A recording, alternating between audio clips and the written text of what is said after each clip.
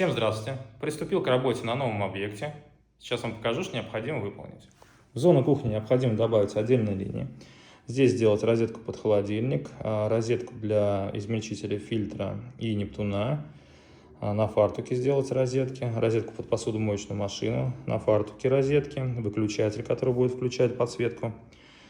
Также розетку под духовой шкаф, вывод под варочную поверхность, вывод под вытяжку.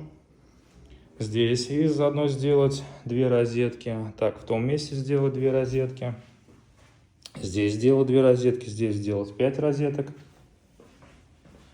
И здесь сделать 2 розетки и 2 розетки. Также перебрать электрощит и заменить всю автоматику. И добавить вывод под водонагреватель.